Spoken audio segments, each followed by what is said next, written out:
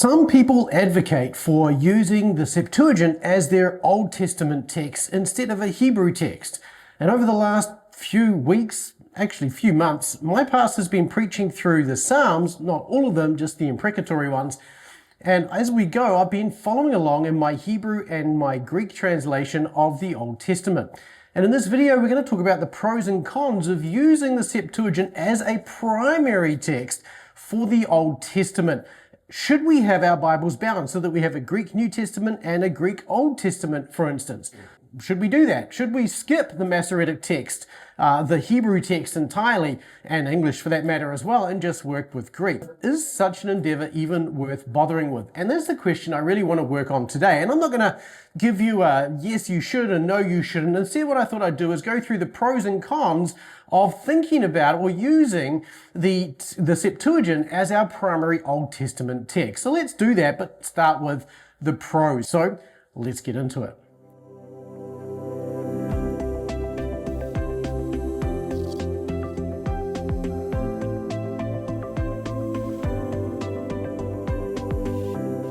Hi, I'm Darryl Burling from Biblical Mastery Academy, here to help you with the tools, habits, and systems to master the Greek of the New Testament. If that sounds like you, if you're interested in knowing more about the Greek New Testament, go to bma.to/get-started and get into our free Getting Started course, which will get you some really basic skills to start off with. From time to time, we get questions in the comments of our YouTube videos asking questions like, do you know where I can get a Greek Old Testament, a copy of the Septuagint, bound together with, say, Nestle Aland 28th edition, or a majority text, Textus Receptus, whatever it happens to be, New Testament. And I've got just a handful of pros and a handful of cons in each case. It's not an exhaustive list, and you might find that, and leave a comment below if you do, there might be some pros and cons that I don't think of that I'd love to hear from you in the comment section below. Let me know about. But let's start with the pros. What are the pros of having the Old Testament in Greek, as in using the Septuagint, the Greek translation of the Old Testament? Obviously, the most obvious one of these is that we get to use the same language for both the Old and New Testament texts. And this then gives us a consistent use of the same language from around the same time period throughout the Old and New Testament, because of course the Septuagint is based on Greek from about 250-ish BC through to sometime in the 1st century. So the Greek translation of the Old Testament, which we often call the Septuagint, is actually based on pretty much the same language from pretty much the same era of history, which means then that we get a consistent view of the Old and New Testament texts using that same language and the worldview connected with that one language. So that's the first pro. Now, an obvious benefit of this is that we then get to use that same language and improve our knowledge of that language significantly as we engage with more texts. I mean, it's obvious, isn't it, that in the New Testament we've got, 26 books, and in the Old Testament we've got 40 or so. And not only that, but the Old Testament provides us with Greek in a variety of genres that we really don't have a lot of in the New Testament. Things like Proverbs and Psalms. We have a lot more prophecy, and of course even a lot more narrative in the Old Testament as well. And so that lends itself then to really improving our Greek significantly, not just through the fact that we have more text, we have more genres, we have more words, and therefore we have more experience working with Kini Greek. And that has got to be a good thing if you're looking to improve your knowledge of the language. And so that's definitely a great pro for thinking about and using the Septuagint as our primary Old Testament text. Another benefit of using the Septuagint as our primary Old Testament text is that it actually allows us then to be using the same text that the majority of people in the Greco-Roman world itself actually used as they looked at the Old Testament as well. Contrary to some people's understanding of the Greco-Roman period, the people of Israel, the Israelites, the Hebrews, the Jewish people, whatever you want to call them, that group of people didn't primarily use the Hebrew language for every instance where they interacted with the Bible. They probably used Hebrew in synagogue. Yes, granted, that's probably true.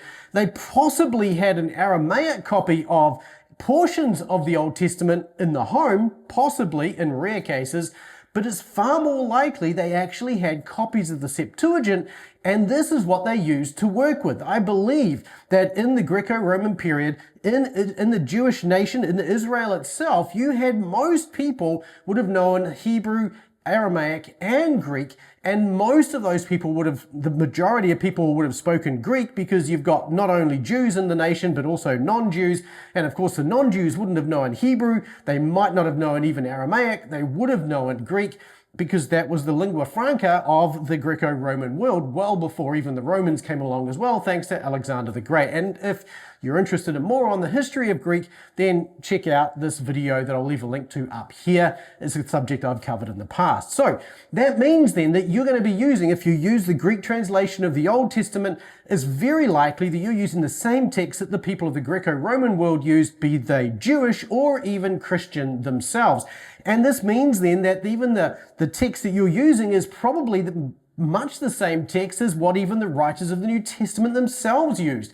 Everybody concurs and agrees that the New Testament writers, when they quoted from the Old Testament, they generally quote, not every instance, but generally they quoted from a Septuagint text, a text from the Greek translation that they had available to them. And so then, by using the Greek translation of the Old Testament as your primary Bible today, you're using the same text that Jesus and the disciples probably used.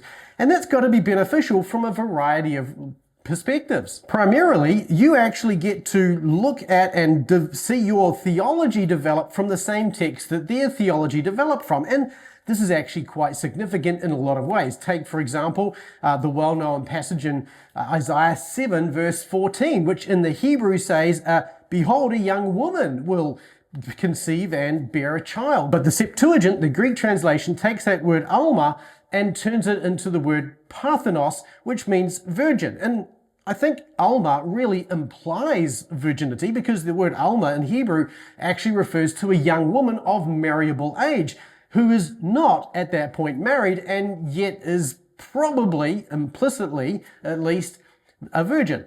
But the Septuagint makes that explicit and, brings that out, and that becomes then our text that we have in the Masoretic tradition, at least in our English translations of that, because they draw on that usage of that theology from the Septuagint itself. So we see then, as we use the Septuagint as our primary Old Testament text, that those theological developments, we're actually using the same text that those theological developments came out of. And so by using the Septuagint, we're actually embracing the theological tradition that the Greco-Roman period was steeped in, and perhaps the New Testament was, the New Testament authors were using and influenced by themselves. So those are the three pros that I have for using the Septuagint as the primary text. Let me know in the comments below whether you think this is compelling enough so far. But let me introduce you to the cons, because there really are some cons to doing this that we need to consider as well. Now, the first of the cons that we need to take into account if we're going to use the Greek translation of the Old Testament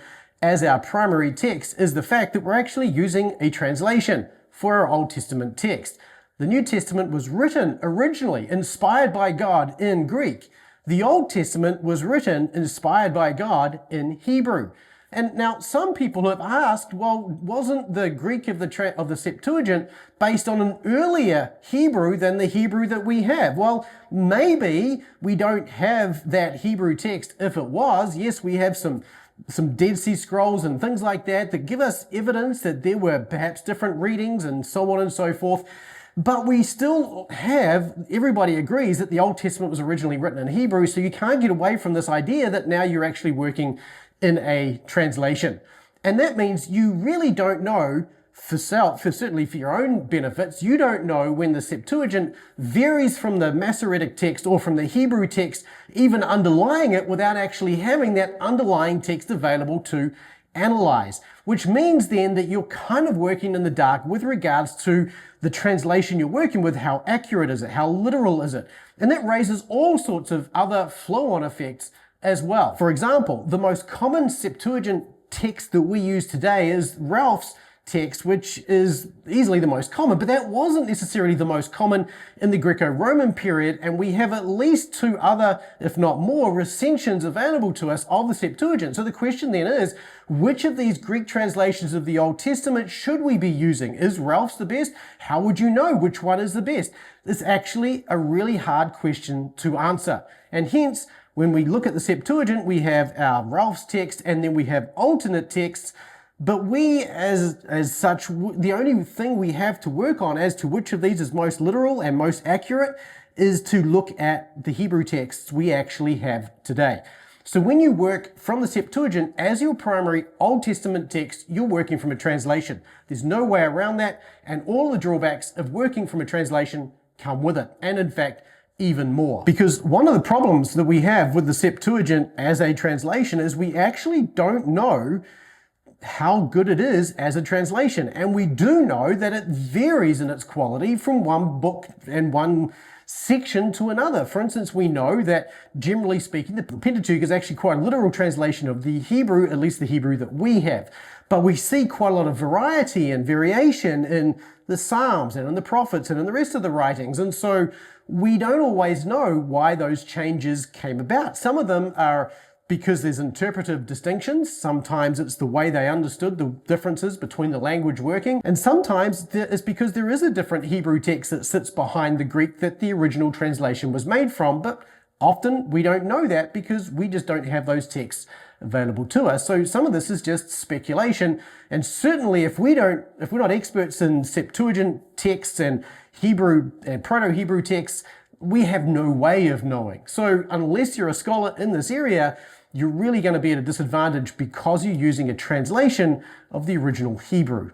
And we don't have access to all the materials that we do on the Greek side that help us to sort of work back to the original texts. Which leads then to the second big issue that you're going to have if you're using the Septuagint as your primary Old Testament text, and that's just simply that it differs in many places from your Masoretic text-based texts, like your English translations. And if you are then going to be sitting, like I have been for the last few weeks, under a pastor who is doing expository preaching and preaching his way verse by verse through Hebrew texts, you're going to find if you're using the Septuagint, there are many times where what your pastor or preacher or even your Bible, your English translation is going to be saying is very different to what the Greek translation itself, the Septuagint, is going to be saying. And that means then that you have to work out, well, why is this different? And again, sometimes it's going to be obvious. This is just an interpretive difference, and you can see how the translator came to the conclusion they did,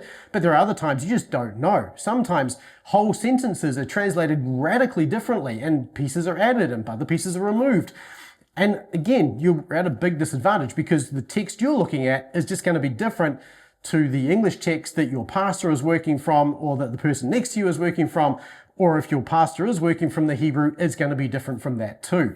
And that's just the nature of the Septuagint. It's just not that consistent with the Masoretic text in some parts, and so you're going to be at a disadvantage, and you're going to be uncertain as to why this is. So rather than critique your pastor, you probably need to go back and do a whole lot of hard work to figure out, well, why is the Septuagint different here?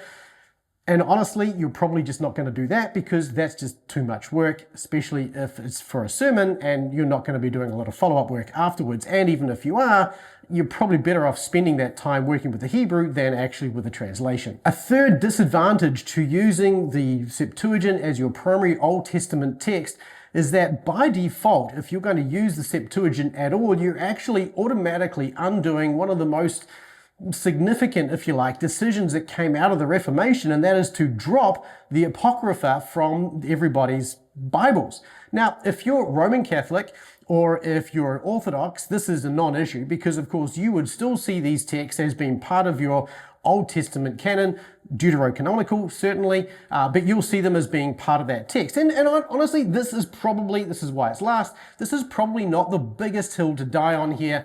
This is just one of those things to be aware of. I believe that these apocryphal texts are helpful to read. I also believe that they are non-canonical. They are not, they are not part of inspired scripture, and we don't give them the authority that we would give to, say, Deuteronomy or Colossians or something like that. These are of a secondary value, and I don't even know that I would call them deuterocanonical. Certainly they've been passed down to us. They're useful from a church history point of view. They're useful from an interpretive point of view in some cases, but they're certainly not biblical, they're certainly not scriptural, they're certainly not inspired, and therefore, should we be including those in our collection of books that we're calling My Bible? The big issue here is not whether you should or shouldn't, but really, have you thought through the implications of doing that? Have you read the arguments by the reformers about why they believe these texts should not be included in the average Reformed Protestant Bible? And if not, you want to familiarize yourself with those arguments before you make a decision to use the Septuagint as your primary Old Testament text. If you do, you're effectively rolling back the decisions that those reformers made, and that might be okay. You might be comfortable doing that, but this is a question you really want to think through before you go make that decision. So go think through it, make that decision with an informed point of view, rather than just saying, I want to read the Old Testament in Greek, therefore I'm going to include all these apocryphal books. And of course, if you think it's as simple as just saying, well, I'm just going to exclude those apocryphal books, I'm not aware of any Septuagint text that actually excludes them, which means you're going to be doing the hard work of excluding those books yourself. So if you're going to bind your own Bible, then that might be a great option. But for most of us, that's not what we're going to be doing. And so you're going to be including those apocryphal books in your own copy of your Bible. So in conclusion, the benefits of using the Septuagint as your primary Old Testament text, they're significant. That there are also some significant cons that you want to weigh up and bear in mind. Personally, I don't have a problem with somebody coming along in our church with a Septuagint and even an English version of the Septuagint and saying, hey, I'm reading from this morning. Great. My question to them would be though, are you also reading a regular English translation or the Hebrew text itself? Personally, I think that's far more authoritative. That's where we want to spend most of our time. And then use the Septuagint as a secondary text to look at how did we get from this Hebrew text to some of the texts we find in the New Testament. Those sorts of things are helpful. And certainly, if you wanted to develop your knowledge of the Greek language, reading from the Old Testament is incredibly valuable and should be done. However, again, I would just say let's not do that as our primary Old Testament reading. Let's do it as an ancillary Old Testament reading, as a complement to what we do with our regular Hebrew-based Bibles. Okay? What do you think though? I'd love to hear from you in the comment section below. And if you got this far in the video, please leave me a book emoji in the comments below. I look forward to reading and seeing your comments and your thoughts down there. Thanks so much for watching. Until next time, keep taking small, consistent steps toward mastery. And of course, don't forget to like this video. See you in the next one.